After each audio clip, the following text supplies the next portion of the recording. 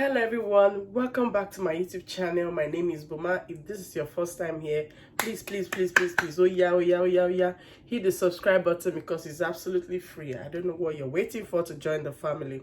So on today's video, I'll be talking about tips on how I and my family got our accommodation without so much stress right here in the UK.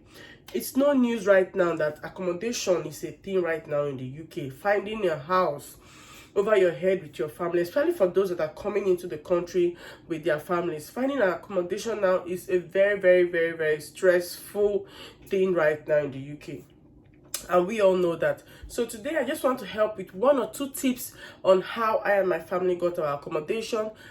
A little quite easy, but not that easy. A little quite easy here in the UK, and I currently live here in Middlesbrough. So one of the things I would like to advise couples to do is whenever you're coming right into the UK, please, you know that's your proof of funds. Yeah, the proof of funds you used for your visa application, I think is something you should come into the UK with, because it actually was one thing that actually helped us to get our accommodation quite easy. Because we went on, I'll also talk about the apps we used to search for accommodation, but right now I just want to drop the tips on how we got our accommodation easily here in the UK. So what we did was that we came in with our proof of funds, because we're hearing stories of how they're going to ask you of your proof of funds at the airport, you know, coming in. So I had my proof of funds for 3 months, right, printed in a brown envelope when coming. So when we got here, I never knew that would actually help me with my accommodation anyway. I just came here with it. So I'm just trying to tell you guys, these are what are the things that actually saved me from a lot of stress while searching for accommodation here in the UK. So when we were searching for house, and we finally found a house. So we saw a lot of houses, and you know, there was so many people up for that house, and we're like, when is it going to get to our turn? Are they ever going to choose us? You know, the demands were more. They asked for guarantor, they asked for pay slip. You guys know the drill. They asked for a lot of things that we did not even have. So we found one which was on open market, and we really liked the house. This is the house we are staying in right now. We really liked the house, and I and my husband were thinking of how we're going to, you know, convince this landlord that we are the ones for this house, that we are the people for this house. Now, first things first, when you come into the UK, let me tell you, there's no need to start selecting houses because you don't really have any records of your previous accommodation here in the UK, which you do back home. But how are they going to verify, going back home to go and verify if this person was a good tenant, or if this person was of good behavior, or if this person did not really have any issues with paying their rent? These people can't really verify. So you can't really say they are evil or they are bad for not, you know, giving you that audience, because it's part of their rules here before they give out their houses. So continue from the story I was telling. So the landlord actually called us and asked us for our pay slip. He asked us for our guarantor. He asked us for all the all the things for accommodation, and we're like, oh, we just have one guarantor. He asked for 2, we just have one guarantor. And he was like, what about your pay slip? And I myself, like, we are not yet working here in the UK, and that we can only show him our pay slip from Nigeria, or maybe our proof of funds from Nigeria. Let me put it, our proof of funds from Nigeria. So he was like, proof of funds from Nigeria, is it in pounds? Like, no, we're earning in naira. But if he'll be kind enough, so that was what played in. We're like, if you'll be kind enough to do a conversion in of our proof of funds to see how much our earnings are, to compare, you know, to see if he converts it to pounds, and see that it's something that can actually you know, allow him give us the accommodation based on trust. You know, if they see the earning, he will know that, okay, these people were earning from back home, and you know, they're not going to owe me rent, because they need something to hold on to for them to be, you know, able to release that accommodation for you. So we actually gave him the our proof of funds, the paper I printed from my bank, from Stanbic Bank. We gave him the proof of funds. So he was like, he cannot do the conversion here in the place where we met. That was in the house where we met. Then the house was empty.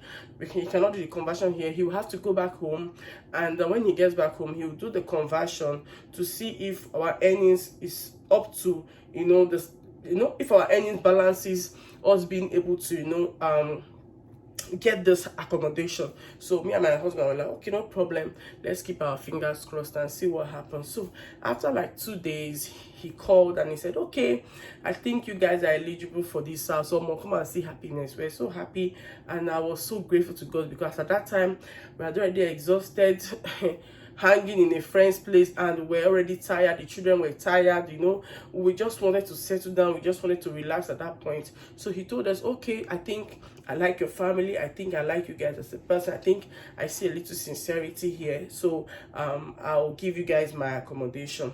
So another thing that I would say will also help is, when you come into the UK, please do not select too much.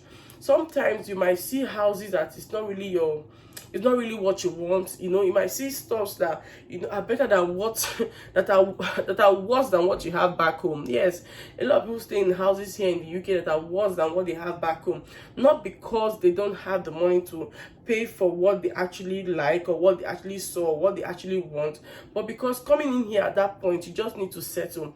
And let me say something here, you settling in an accommodation for 6 months is actually going to help you get a better accommodation after that, because you will now have a reference from the landlord where you're staying presently. So it's a step in the right direction. So when you come into the UK, another tip is, do not select too much. If you see an accommodation that can accommodate you and your family, I think you should just take it.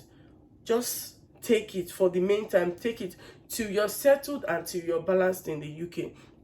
Then two, when you come into the UK, let me tell you something. Don't joke with, you see these Pakistan guys. You see these Pakistan guys that sell foodstuffs, that sell stuff, that barb hair, all those people that are actually on the road, that do the local jobs, businesses, that have these local businesses around the area in the city center. Don't joke with them. See, walk around, ask them questions. You must not always ask your country people or your Niger people. Ask those people. I have a friend that came into the UK. She spent about 2 weeks in my house. The person that helped her get a house was a Pakistan guy that sells food stuff. Sure, you understand? So when you come in, don't only depend on the agents around, or on the websites they are giving on your phone.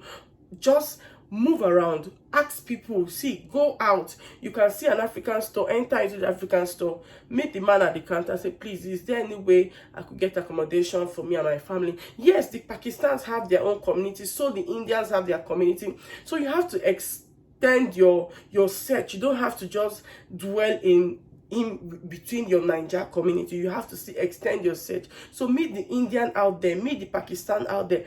The Uber guy that is taking you in and out, also ask. Don't just close your mouth, because a closed mouth is a closed there. How do they put that parable again? So you have to also put effort to also ask people that are of different cultural backgrounds, because if the Niger background is saturated and everybody is looking for house, if you just ask one Indian person, you might just be shocked. It's okay, a friend of mine is living a particular 2-bedroom here, and I don't know if you like it, you can come and check it out. So when you come, it's also important that you go out from your Airbnb, visit the African shop. If it's a Pakistan guy selling there, ask him, please, oh, good evening, I'm looking for accommodation. I've searched on the sites, all the websites, I can't find. What do I do?